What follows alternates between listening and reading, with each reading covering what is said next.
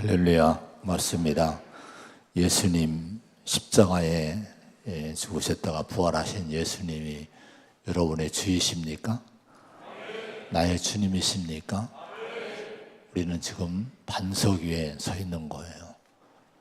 예수만이 우리의 반석이심을 믿으시기 바랍니다. 오직 예수님께 내 인생을 맡기시기 바랍니다. 오늘의 제목은 믿음은 다시 도전하게 한다. 도전에 대한, 믿음에 대한 주제를 가지고 말씀을 나누게 됩니다. 이 도전에 대한 글을 제가 찾아보다가 이런 글을 제가 발견을 하고 제 마음에 담고 여러분에게 소개를 합니다. 할 수 없다.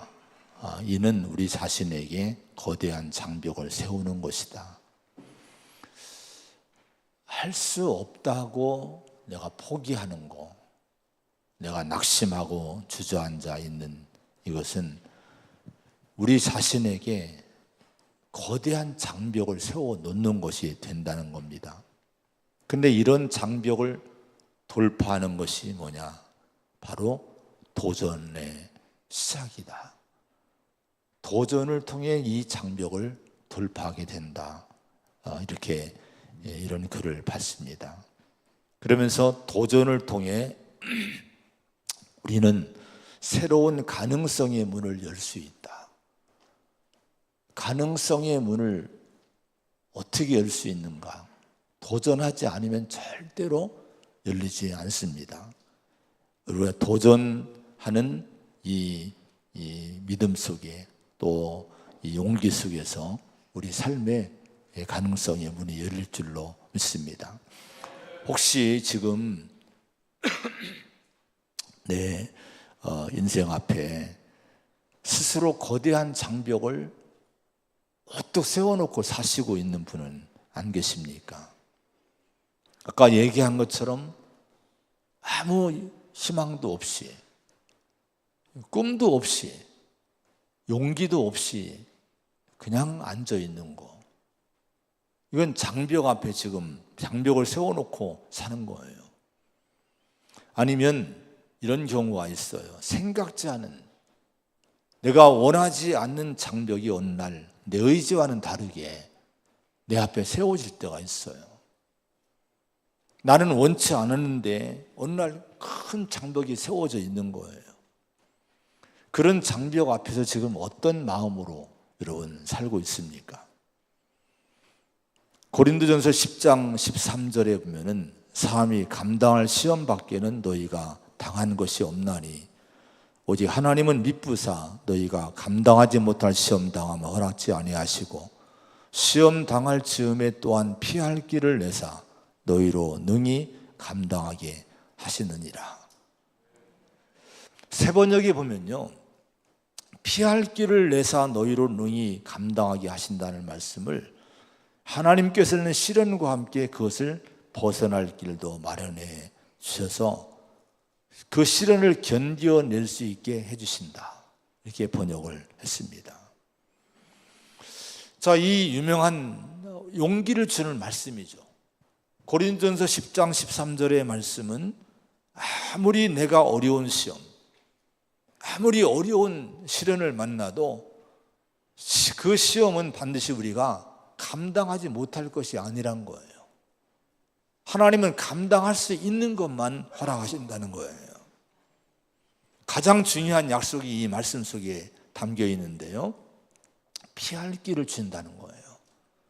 벗어날 수 있는 길, 극복할 수 있는 길이 반드시 있다는 거예요. 그건 누가 주느냐? 하나님이 주신다 하는 거예요. 시편 77편 19절에 보면은 주의 길이 바다에 있었고 주의 곧은 길이 큰 물에 있었으나 주의 발자취를 알 수 없었나이다. 주의 백성을 양떼같이 모세와 아론의 손으로 인도하셨나이다. 이렇게 말씀을 합니다. 주의 길이 바다에 있었다. 이런 바다는 길이 없어요. 한번 바닷가를 한번 오늘 오후에 나가보시 바랍니다. 말리포로 가보세요. 길이 있습니까? 없어요. 근데 여러분, 주님이 예비하신 모든 일이 그 바다에 있더라는 거예요. 하나님은 자기 백성들을 모세와 아론의 손으로 인도하셔서 그 길을 통해 바다를 건너게 하셨습니다. 이스라엘 역사의 출애굽의 역사의 한 장면입니다. 그래서 여러분, 시련과 시험을 만나서 인생을 어둡게 하는 장벽이 바다처럼, 장벽처럼 가로막고 있어도 절망하지 말고 주저앉아 있지 말아야 돼요. 그 장벽에, 나를 두렵게 하는 그 단단한 장벽에도 하나님은 뭐를 내십니까? 피할 길, 문을 내주시는 거예요. 여러분, 바다에도 길이 있다고 했잖아요. 바다 같은 막막한 환경이 내 앞길에, 내 앞에 다 펼쳐져 있어도 하나님이 역사하시면 거기 뭐가 나타나요? 길이 열린다고 하는 거예요. 여러분, 성경이 하나님의 약속이고 하나님의 증거가 성경에 수없이 많이 있습니다. 이 말씀을 묵상하고 준비하고 또 새벽에도 새벽 기도하고 가면은 제가 1시간은 예배 준비를 해요. 근데 오늘 새벽에는 특별히 이 부분을 이렇게 묵상을 하게 하셨는데, 제가 지금 어릴 때부터 지금까지 살아온 모든 과정을 보니까 모든 것이 하나님이 열어주신 거예요. 너무 주마등처럼 쭉 지나가는 거예요. 어릴 때부터 청소년기, 청년기 목회하면서 수없이 많은 장벽이 있었고, 바다같이 정말 제가 청년 때도 인생이 막막했어요. 뭘 할지를 몰랐어요. 근데 하나님이 지나고 보니까 하나님이 그때그때마다 길을 열어주시는 거예요. 문을 열어주시는 거예요. 하나님의 그 인도하심 가운데 제가 여기까지 왔고 여기에 서 있습니다. 여러분, 그 옛날 출애굽한 이스라엘 백성들이 홍해 바다를 만났어도 모세와 아론의 인도를 받으며 하나님의 손을 잡고 그 바다를 건너갔듯이 오늘 하나님의 손을 믿음으로 꼭 잡으시기를 바랍니다. 그리고 주님의 인도하심 받으며 도전하며, 여러분, 도전하며 나가시기를 바랍니다. 성경에 보면은 가슴을 뜨겁게 하는 아름다운 도전의 사람들이 너무 많이 나와요. 어쩌면 성경은 도전의 책입니다. 우리 인류에게, 인간에게 도전하라는 거예요. 여기 도전을 우리가 이따도 얘기하겠지만은 어떤 사업적인 도전, 이런 것만 얘기하는 것이 아니에요. 이래서 실패해서 여러분 주저앉아 있을 때 도전도 해야 되지만, 이 도전은 전인적인 도전을 얘기합니다. 영적인 도전, 삶의 도전, 사역의 도전, 모든 삶의 모든 도전을 얘기하는 거예요. 창세기 12장에 보면은 하나님의 아브라함을 부르시고 고향과 친척과 아버지 집을 떠나라고 말씀했어요. 그 약속을 합니다. 내가 너로 큰 민족을 이루게 해주겠다.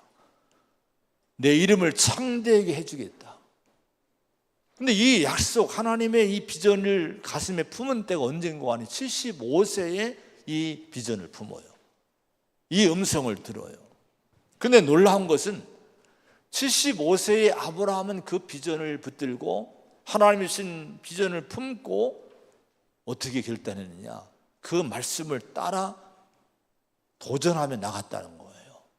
출발했다는 거예요. 상상을 해보시기 바랍니다. 수천 년 전에 75세의 그 아브라함이 자신의 모든 삶의 터전을 다 내려놓습니다. 전혀 가보지 않은 새로운 세상을 향해 출발하는 거예요.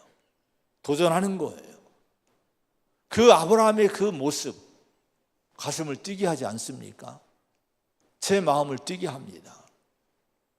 출애굽기 4장 20절에 보면 모세가 그의 아내와 아들들을 나귀에 태우고 애굽으로 돌아가는데 모세가 하나님의 지팡이를 손에 잡았더라.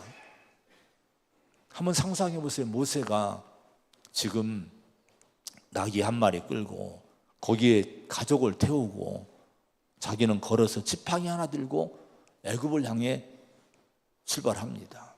이때가 80세의 나이였어요. 40년을 미디안 광야에서 다 세월을 보냈는데 하나님이 그 늦은 나이에 찾아오신 거예요. 그리고 비전을 줍니다. 사명을 줍니다. 내 백성을 구원해라. 처음에는 안 된다고 못한다고 거절했지만 하나님의 요청, 하나님의 설득을 또 하나님의 이 약속을 붙들고 드디어 일어나요. 지팡이를 들고 나귀 한 마리 끌고 가족을 데리고 애굽으로 여러분 가는데요. 그 당시에 애굽은 어떤 나라입니까? 제국입니다. 제국이에요. 대제국입니다. 그런 제국의 도전장을 지금 던지러 가는 거예요. 여러분 가슴을 뜨겁게 하지 않습니까? 불가능한 일인 거예요. 어떻게 모세 한 사람이 제국에 도전장을 냅니까? 파라오를 어떻게 여러분 넘어뜨립니까? 그런데 하나님 말씀을 붙들고 도전하러 갑니다. 시편 18편 4절로 보면은 사망의 줄이 나를 얽었다. 스올의 줄이 나를 둘렀다. 사망의 올무가 내게 이르렀다. 이 다윗이 고백합니다. 그만큼 이 당시 환경이 어려웠어요. 삶이 어려웠어요. 그런데 이 다윗이 믿음을 붙드는데 그 시편 18장 후반절에 보면은 주께서 나의 등불을 켜시며 여호와 내 하나님이 내 흑암을 밝히시리이다. 이런 믿음을 붙듭니다. 하나님이 내 인생의 등불을 킬 거다는 거예요. 그럼 어둠이 물러갈 거라는 거예요. 자, 이 믿음 붙들고 다윗은요 이렇게 고백을 합니다. 내가 주를 의뢰하고 적군을 향해 달리며 내 하나님을 의지하고 담을 뛰어넘나이다. 그 앞에 큰 장벽이 있었어요. 근데 이 장벽을 뛰어넘는다는 거예요. 누구를 의지하고? 하나님 의지하고 장벽을 향해 도전해 가는 거예요. 이 다윗이 승리자가 된 거예요. 오늘 여러분 우리가 이런 믿음의 성도가 되시기를 축원합니다. 오늘 이 믿음을 붙들고 가시기를 축원합니다. 이스라엘의 상황은요, 오늘 본문에 나오는 이스라엘 상황은 절망적인 상황이었어요. 2절의 말씀 한번 같이 봅니다. 2절입니다. 시작. 사울이 기브와 변돌이 미그론에 있는 석류나무 아래에 머물렀고 함께한 백성은 600명 가량이며, 이 말씀은 당시 사울의 형편, 이스라엘의 형편을 절망적인 형편을 보여주는 거예요. 우리 지난 13장, 12장 쭉 보아왔습니다마는 사울이 3,000명의 정예병을 모았어요. 요나단이 그 중에 1,000명을 데리고 블레셋의 수비대를 공격을 합니다. 이것 때문에 블레셋 민족과 전쟁이 일어나게 돼요. 위기를 느낀 사울왕이 국민들에게 소집령을 내립니다. 길갈로 많은 사람이 모집해 모여왔어요. 그런데 보니까 블레셋 사람들이 쳐들어오는데 병거가 3만이고 6천의 마병대가 6천이고 해변에 모래같이 많은 군인들이 세력을 가지고 이스라엘을 지금 공략해 오는 거예요. 이걸 본 이스라엘 사람들이 사기가 다 떨어집니다. 두려워 떨면서 굴로, 수풀로, 또 골짜기로, 바위 틈으로, 웅덩이에 숨기 바빴고, 어떤 사람들은 아예 요단강을 건너 저 요단강 동쪽으로 도망을 갑니다. 사울왕 곁에 남은 백성들이 겨우 600명가량이었어요. 그마저도 두려움에 떨었다고 지난 이제 13장에 말씀합니다. 자, 이런 상황에서 사울왕은 어떤 그 모습을 갖고 있었습니까? 하나님 법도를 어기는 거예요. 하나님 법도를 어기고 자기가 사무엘을 대신해서 제사를 드림으로 사무엘로부터 무서운 책망을 받아요. 너 하나님이 버렸다. 다른 사람 쓸 거다. 그리고 사무엘이 떠나갑니다. 더 어려운 상황은요, 사무엘상 13장 19절부터 쭉 보면은 이스라엘 땅에는 철공이 없어도 철공이. 왜 철공이 없는 거 아니? 블레셋 사람들이 주도권을 잡았었는데 이스라엘 민족이 칼이나 창, 무기를 만들 걸 우려해서 무기를 만들지 못하도록 철공들을 전부 끌어간 거예요. 그 무기를 만들 수 있는 조건이 안 됐어요. 전쟁이 일어났는데 사울과 요나단 왕자만 칼과 창을 들었고 나머지 백성들은 600명이 남았어도 다 오합지졸에 무기가 제대로 된 무기가 없는 거. 그냥 뭐 나무 몽둥이 뭐 어떤 쇠스랑 뭐 이런 거 아마 들었을 거예요. 그런 가운데 오늘 2절의 말씀, 사울이 기브와 변두리 미그론에 있는 석류나무 아래에 머물렀고, 미그론은요 절벽이라는 의미가 있어요. 절벽. 기브와 변두리 절벽 쪽에 있는 어느 지형을 얘기합니다. 석류 아래에 머물렀다고 합니다. 석류 아래. 어느 마을이나 지역에 가면 큰 뭐 느티나무, 미루나무 뭐 이런 나무들 있지 않습니까? 아마 그런 석류나무 하나 있었는가 봐요. 거기에 그 600명의 사람들이 있고 숨어 있었던 거, 그냥 그늘에 앉아 있었던 거예요. 근데 머물렀고라는 이 단어를 보니까요, 그냥 머무는 게 아니에요. 오랫동안 거기 머물러 있었다는 의미가 있습니다. 지금 블레셋 대군이 지금 몰려오고 있는 상황에서 사울왕과 그 600명의 군사들은 기브와 변두리 미그론에 있는 석류나무 아래 머물렀다고 성경이 이렇게 기록해 놓은 의도가 여러분 뭘까요? 왜 이런 걸 기록해 놨을까요? 그것은요, 이런 위기의 상황이 왔지만은 사울왕이나 그의 군대들은 좀 더 블레셋과 싸울 의지와 용기가 없었다는 걸 얘기하고 있는 거예요. 싸울 의지가 없었어요. 이걸 지금 말하고 있는 거예요. 사울왕은 누굽니까? 군사력을 바탕으로 자기 왕국을 튼튼히 세우려고 노력했던 사람이에요. 그러나 그 꿈이 일찌감치 사라집니다. 자기가 자랑하고 싶었던 힘으로 삼고 싶었던 의지하고 싶었던 3,000명의 정예군대 다 뿔뿔이 흩어져 도망갔어요. 사무엘도 자기를 책망하고 떠나갔어요. 600명 남아있는데 그 남아있는 600명조차 무기도 제대로 없고 다 두려워 떨고 있는, 희망도 주지 못하는 오합지졸이 됐어요. 이스라엘 왕이 되었다는 기쁨과 위대한 나라를 이루어 보겠다는 꿈을 안고 출발했던 사울왕은 이제 그 모든 기쁨, 그 어떤 꿈, 모든 비전, 모든 거 다 잃어버리고 지금 석류나무 아래서 미그론에서 주저앉아 있는 거예요.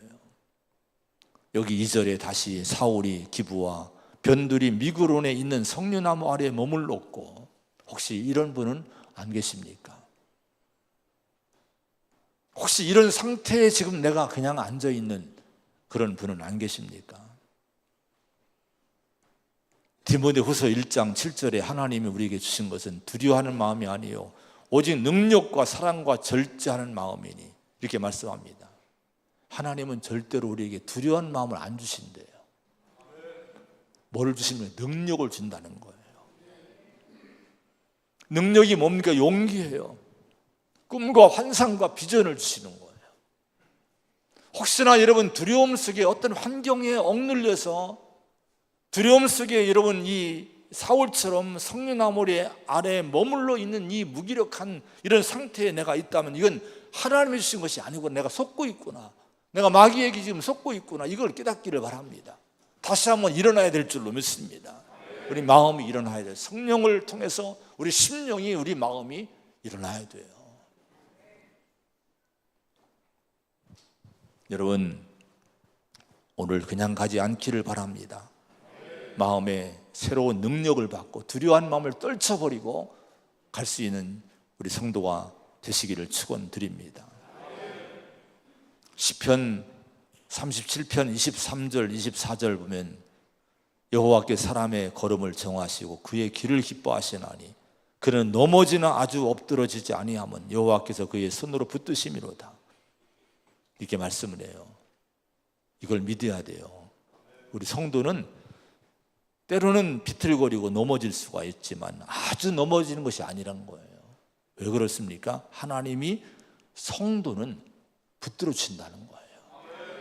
여러분, 하나님이 나를 붙들어 주심을 믿고 마음이 먼저 일어나시기를 축원합니다.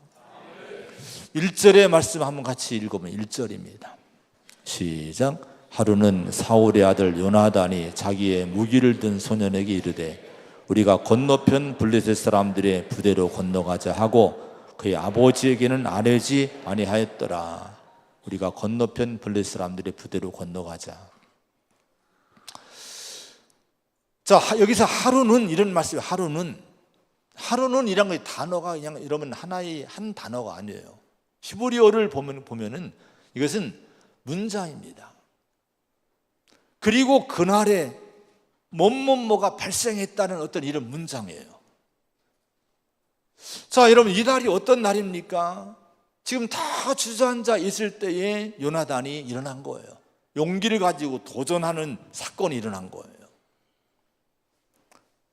오랫동안 여러분 사우랑을 중심으로 해서 전부 다 어둡고 침체된 분위기 속에 다 주저앉아 숨어 있는데 이걸 깨트리는 중대한 사건이 지금 요나단을 통해 일어나게 된 거예요. 우리의 삶에 그런 사건이 한번 일어나야 될 줄 믿습니다. 우리 가정에 이런 사건들이 한번 일어나야 돼요. 누군가 한번 일어나야 되고 내 마음에 한번 이 장벽을 깨트리는, 이 두려움을 깨트리는 뭐가 사건이 내 속에서 일어나야 될 줄로 믿습니다. 건너편 블레 사람들의 부대로 건너가자. 이 블레 사람들의 부대는요, 그냥 부대가 정예 부대입니다.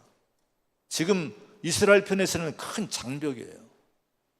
근데 그런 장벽이 있지만은 요나단은 신복에게 건너가자고 명하고 일어섭니다. 다 주저앉아 숨어 있을 때 희망을 잃어버린 그 이스라엘 가운데서 유일한 도전의 사람이 요나단이었던 거예요. 왕자 요나단이었던 거예요. 여전히 상대편들은 정예병으로 앞에 장벽으로 지금 와 있습니다. 근데 여러분, 그때 이 요나단 한 사람만은 그런 장벽이 있지만 두려워하지 않아요. 일어나 외치는 거예요. 건너편 블레 사람들이 부대로 건너가자. 이게 뭐예요? 도전해보자는 거예요. 싸워보자는 거예요. 우리가 한번 저 장벽을 깨트려 보자는 거예요. 이렇게 요나단이 일어납니다. 근데 요나단의 용기와 도전이 어디서 온 것일까요? 그냥 객기를 부린 걸까요? 아니에요. 그의 용기와 도전은 철저하게 믿음에서 온 것임을 잊지 마시기 바랍니다. 오늘 우리가 요나단이 도전하도록 용기를 준, 요나단을 일으켜준 그 믿음을 받아가지고 세상을 향해 나가야 돼요. 그런 은혜가 임하기를 축원을 드립니다. 요나단을 일으키고 요나단에게 용기를 주고 요나단에게 도전하게 한 믿음은, 그 믿음 어떤 믿음일까요? 무엇을 깨달았기에, 어떤 믿음을 붙들었기에 감당할 수 없는 블레셋을 향해 이 요나단이 도전장을 지금 내도록 했을까요? 6절의 말씀 한번 같이 보면 6절입니다. 이것이 요나단이 붙든 믿음이에요. 시작. 요나단이 자기의 무기를 든 소년에게 이르되 우리가 이 할례 받지 않은 자들에게로 건너가자. 여호와께서 우리를 위하여 일하실까 하노라. 여호와의 구원은 사람이 많고 적음에 달리지 아니하였느니라. 아멘. 우리가 이 할례 받지 않은 자들에게로 가자, 이렇게 얘기합니다. 요나단도 한때는요, 낙심하고 주저앉아서 두려워하면서 숨어있던, 한숨 쉬고 있던 사람이었어요. 근데 어느 날, 어느 순간에, 어느 날 하루는 이 요나단 마음에 뜨거운 깨달음이 오게 된 거예요. 믿음의 깨달음을 갖게 된 거예요. 그것이 어떤 깨달음을 가졌는 거 아니? 우리는 할례 받은 백성이 아니야? 아니, 우리는 할례 받은 백성이 아니야? 저들은 지금 블레셋 사람들은 아무리 군대를 끌고, 강한 군대를 끌고 왔지만은 할례 받지 않은 백성이 아니냐? 이런 깨달음이 온 거예요.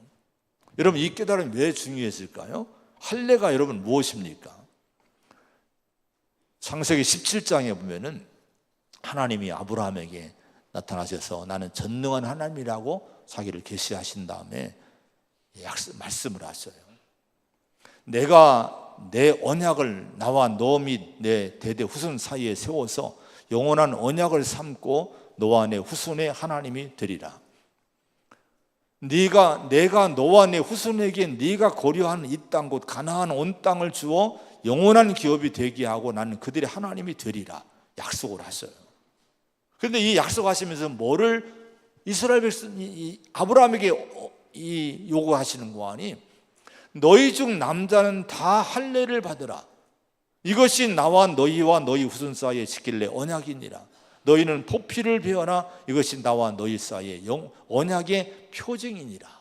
이렇게 말씀했어요. 이 얘기예요. 내가 이 땅을 너와 내 후손에게 영원히 주겠다는 거예요. 나는 언약 약속한다는 거예요. 근데 그러기 위해서는, 이 축복 받기 위해서는 너희가 할례를 받으래요. 할례는 뭔가 아닌 너와 나 사이의 언약의 표징이란 거예요. 자, 이 할례는요, 몸에 받는 할례인데 이게 하나님 백성의 표시가 되는 거예요.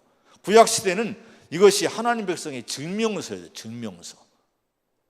할례 받은 자가 언약 속에 있는 거예요. 하나님 보호 속에 있는 거예요. 하나님을 하나님 백성 중에 있는 거예요. 할례 행하지 않으면 아무리 이스라엘 사람이라 할지라도 하나님 백성 중에 끊어지게 된다고 하나님은 정해 놓으신 거예요.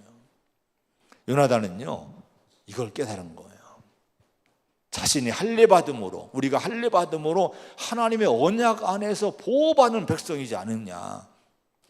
할례 받지 않고 하나님 언약 받게 있는 저 블레 사람들 뭐 두려워할 게 있어? 이런 믿음을 이 요나단이 갖게 된 거예요. 그래서 도전하게 된 거예요. 오늘 저와 여러분이 누굽니까? 골로새 2장 11절에 또 그 안에서 너희가 손으로 하지 아니한 할례를 받았으니 곧 육의 몸을 벗는 것이요 그리스도의 할례니라. 저와 여러분도 할례 받은 백성이란 거예요. 근데 손으로 행하지 않은 몸에 행한 할례가 아니란 거예요. 그리스도의 할례를 우리는 받았다는 거예요. 할렐루야. 그리스도의 할례가 여러분 뭡니까? 구약 시대는 내 몸에 몸을 찢는 거예요. 그리고 여러분, 하나님 백성의 표시를 내가 하는 거예요. 내가 피 흘리는 거예요. 근데 지금은 우리 예수님이 오셔서 우리 죄를 대신해서 우리 예수님이 십자가에서 몸을 찢고 피를 흘리신 거예요. 이것에 대해서 우리 주님이 마태복음 26장 28절에 이것은 죄사함을 얻게 하려고 많은 사람을 위하여 흘리는 바 나의 피 곧 언약의 피니라. 예수님의 피는 언약의 피입니다. 이 언약은 이 약속이 있는 거예요. 뭘 약속했습니까? 십자가의 예수님, 우리를 위해 피 흘리신 예수님, 내 죄를 위해서 몸을 찢으신 예수님, 예수님의 죽으심과 부활을 믿으면 그 사람 죄사함 받고 영생 얻고 하나님의 자녀가 되고 영원히 하나님의 품에 있게 되는 거예요. 이 언약이 여기 있는 거예요. 여러분, 십자가를 보시기 바랍니다. 십자가의 예수님을 믿으십니까? 우리는 예수님 안에서 지금 우리는 거듭났고 영생 얻었고 하나님의 자녀가 됐어요. 우리는 그리스도의 할례를 받은 자인 거예요. 우리의 신분을 분명히 아시기를 바랍니다.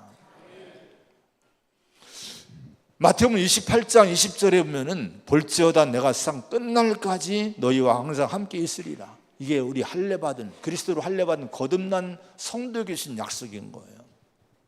하나님이 세상 끝날까지 함께 하신대요. 히브리 13장 5절에 내가 결코 너희를 버리지 아니하고 너희를 떠나지 아니하리라 이렇게 말씀합니다. 우리 구원받은 성도, 그리스도로 할례받은 예수 그리스도를 믿음으로 죄사함 받고 영생 얻은 성도, 하나님 약속하십니다. 결코 너희를 버리지 않으신다. 여러분, 하나님 여러분 버리지 않으셔요. 어떤 일을 만나도 떠나지 않으시는 거예요. 우리가 이 믿음 가지면 얼마든지 도전할 수 있어요. 세상이 나를 버려도, 세상이 나를 여러분 팽개쳐도 절대 하나님 나를 팽개치지 않기 때문에 우리는 도전할 수 있는 거예요. 이런 믿음의 성도가 되시기를 축원드립니다. 여호와께서 우리를 위하여 일하실까 하노라. 이 요나단이 또 이 믿음 붙들어요. 믿음이 없는 고백 같지만 실은 그게 아니라 하나님의 주권을 인정해 드리는 고백입니다. 하나님이 일하신다면, 하나님 역사하신다면 반드시 우리는 승리하려 하는 믿음의 고백인 거예요. 할례받은 우리를 위해 하나님이 일하시지 않겠냐 이거예요. 구원받은 저와 여러분을 위해 하나님 일하시지 않겠습니까? 하나님 역사하지 않으시겠습니까? 여러분, 이 믿음 갖고 여러분 마음을 일으키기 바랍니다. 어떤 일을 두려워하지 말아야 돼요. 여호와의 구원은 사람이 많고 적음이 달리지 아니하였느니라. 요나단이 위대한 고백을 해요. 자, 이 고백, 여호와의 구원은 사람이 많고 적음에 있지 않다는 이 고백은 하나님에 대한 요나단의 절대 믿음이에요. 절대 믿음. 사울은 어떤 믿음을 가졌어요? 누구를 믿었어요?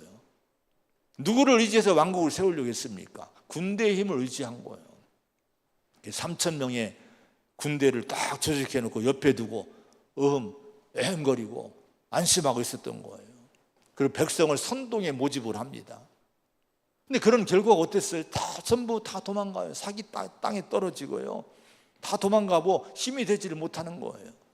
근데 왕자 요나단은 아버지와 전혀 달랐어요. 이 요나단은 군대의 힘을 의지한 것이 아니라 사람의 숫자를 의지한 것이 아니에요. 뭐라고 고백합니까? 여호와의 구원은 사람이 많고 적음에 달리지 아니했다.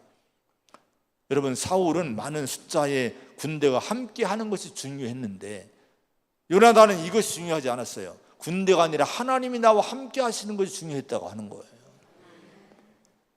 오늘 여러분, 우리가 내 조건은 너무 안 좋아, 다른 사람과 상대적으로 자꾸 비교해보면서 내 조건이 너무 안 좋아, 이것 때문에 실족하고 넘어지고 용기를 내지 못하고 주저앉아 있으면 그 사람은 영원히 아무것도 못합니다. 여러분이 우리에게 누가 계십니까? 하나님이 계신 거예요. 이걸 꼭 믿으시기 바랍니다. 그래서 요나단은요, 1절에 보면, 1절 마지막에 보면은 그의 아버지에게는 아뢰지 아니하였더라. 이게 무슨 얘기일까요? 요나단은요, 그 블레셋 정예군들을 향해 도전해 가면서도 아버지 도움을 요청하지 않아요. 군대 도움을 요청하지 않아요. 자기 신복과 함께 둘만 지금 나가서 도전을 한 거예요.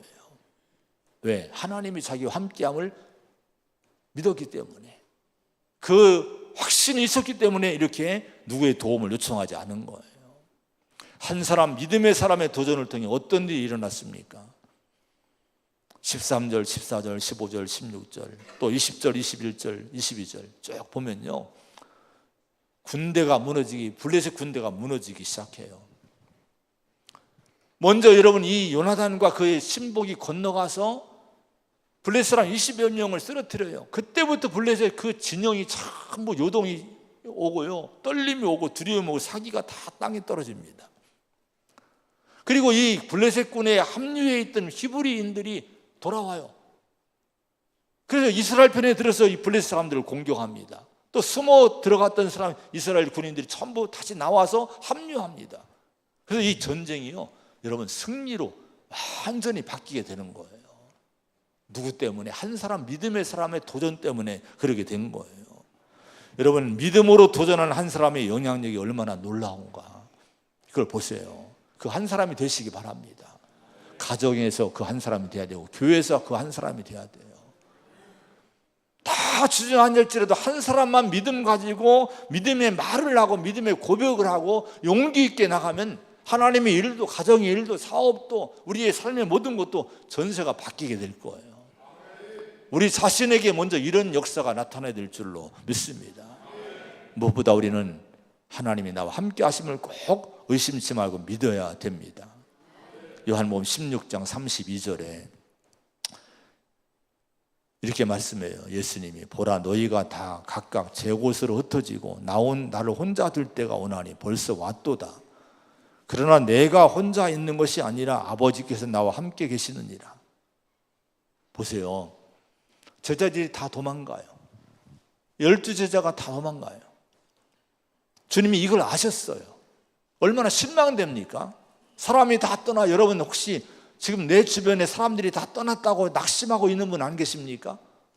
근데 걱정하지 마세요. 주님 뭐라고 했습니까? 그러나 내가 혼자 있는 것이 아니라 아버지께서 나와 함께 계시느니라. 예수님의 고백이에요. 그러면 됐지 않았습니까? 우리 주님은 십자가 길을 가시고 부활 승천하시고 인류의 구주가 되신 거예요.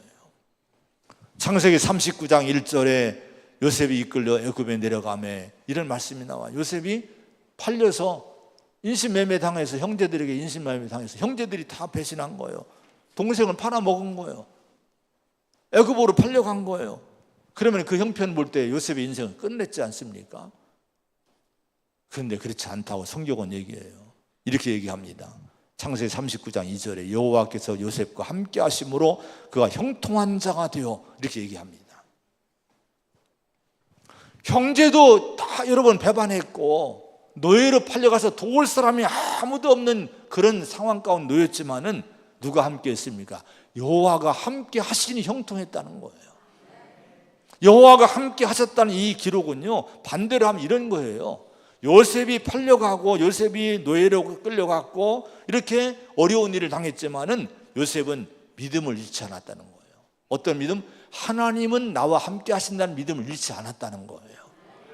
그 믿음 붙들고 요셉이 애굽의 삶에 도전했을 때 하나님이 그를 형통케 하신 줄로 믿습니다. 사람 의지하지 마셔야 돼요. 하나님만 의지하시기 바랍니다. 여러분, 우리를 불러서 구원해 주지 않으셨습니까? 구원은 누구의 얘기가 아니라 다 우리의 얘기예요.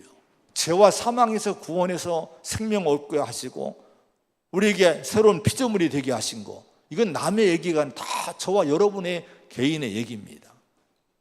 이건 뭐를 얘기해 주는 거예요? 새로운 피조물이 되게 하신 것은 우리에게 하나님이 다, 우리는 쓸모없는 희망이 없는 사람들이었지만은 우리를 거듭나게 하심으로 새로운 삶을 향해 도전하게 하신 거예요.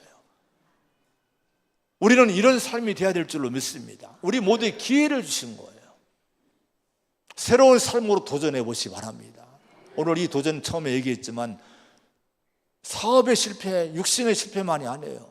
영적 실패가 있을 수 있어요. 윤리와 도덕의 실패, 이런 신앙의 실패, 사역의 실패가 있을 수 있어요. 그러나 주님은 뭐라고 하십니까? 다시 다 용서하시고 도전해 보라고 우리에게 격려해 주시고 있는 거예요. 요한복음 8장에 보면은 가늠한 여인이 나와요. 사람들이 다 그 여인을 끌고 와요. 다 돌을 들고 와요. 이 여인의 인생은 이제 끝내야 된다는 거예요. 이런 죄를 지은 이 여인은 살 가치가 없다는 거예요. 율법대로 죽여야 된다는 거예요. 근데 예수님은요, 그 여인에게 뭐라고 했습니까? 그래, 네 인생 끝났어. 나도 너 돌볼 수 없어. 이렇게 했습니까? 아니에요. 나도 너를 정죄하지 아니하노니 가서 다시는 죄를 범하지 말라. 이게 뭐예요? 사람들은 전부 다 이 여인의 인생을 끝내려고 했는데 주님은 기회를 주신 거란 말이에요. 용서하시고 기회를 주신 거예요. 이것이 여러분 이 가늠한 이 여인에게만 해당되는 얘기일까요? 이건 우리에 대한 얘기인 거예요. 저와 여러분에게 주신 하나님의 은혜임을 믿지 마시기 바랍니다. 우리가 새로운 삶을 향해 도전하시기 바랍니다. 혹시나 지금까지 잘 살지 못했으면 잘 살기를 도전해 봐야 돼요. 내가 정말 은혜로운 삶을 향해 도전을 해봐야 될 줄로 믿습니다. 교회는 어떤 곳이 되어야 될까요? 죄인들, 실패하고 넘어진 이들에게 정죄하고 심판하고 돌을 들어 던지는 곳이 되지 말아야 돼요. 예수님처럼 다시 도전하도록 격려하고 용기를 주는 그런 곳이 교회가 되어야 될 줄로 믿습니다. 할렐루야.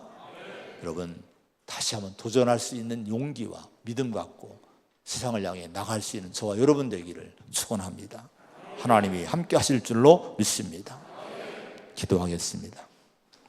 하나님 아버지, 오늘 저희들에게 다시 한번 손을 내밀어 붙들어 주시고 일으켜 주심을 우리가 이제 체험을 합니다. 세상은 때로 우리의 장벽이 되고 우리를 억누르고 우리를 이제 끌어안치고 희망을 거두어 갈 때가 있습니다. 그러나 하나님은 우리에게 다시 도전하라고 믿음을 주시고 용기를 주십니다. 두려움이 내 안에 있는 거, 하나님이 이것은 하나님이 주신 것이 아니라고 성경은 분명히 말씀합니다. 우리가 잘 분별하기 원합니다.